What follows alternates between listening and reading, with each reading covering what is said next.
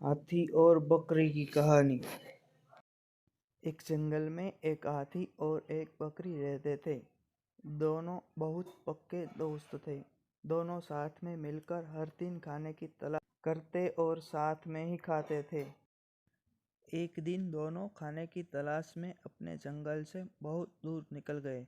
वहां उन्हें एक तालाब दिखाई दिया। उसी तालाब के किनारे एक बेर का पेड़ था। बेर का पेड़ देखकर हाथी और बकरी बहुत खुश हुए। वह दोनों बेर के पेड़ के पास गए।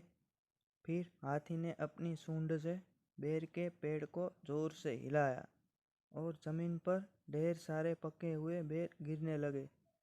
बकरी जल्दी जल्दी गिरे हुए बेर को इकट्ठा करने लगी। शयोंगवंश उसी बेर के पेड़ पर एक चिड़िया का घोंसला भी था, जिसमें चिड़िया का एक बच्चा सो रहा था और चिड़िया दाने की खोज में कहीं गई हुई थी। बेर का पेड़ जोर से हिलाने के कारण चिड़िया का बच्चा घोंसले से बाहर तालाब में गिर पड़ा और डूबने लगा।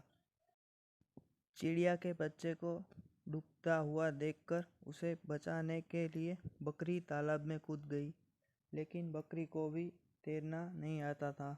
इस वजह से वह भी तालाब में डूबने लगी।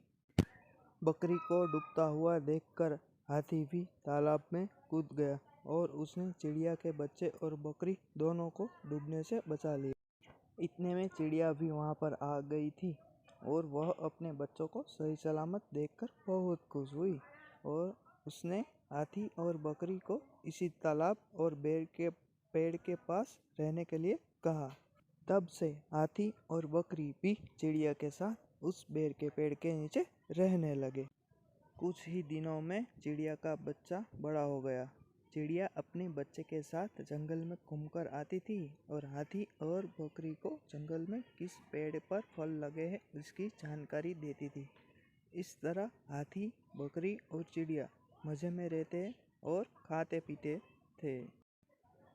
कहानी से सीख: हमें किसी का बुरा नहीं करना चाहिए। अगर हमारी गलती से किसी को परेशानी होती है तो उस गलती को सुधारना चाहिए और मनमुटाव दूर करते हुए एक दूसरे की मदद करनी चाहिए।